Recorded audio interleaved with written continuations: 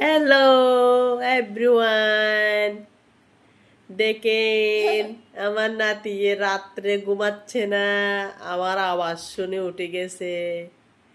তা আপনারা ভালো আছেন তো? আশা করি আশা করে ভালো আছেন তো। তো যাই হোক, আমাদেরকে একটু সাপোর্ট করবেন, বলো শোনা। আমাদেরকে একটু লাইক কমেন্ট শেয়ার করবেন। আমরা হয়তো ভালো ভিডিও করতে পারতেছি না, সামনে করার আশা আছে। তো আনাইয়া এদিকে তাকাও।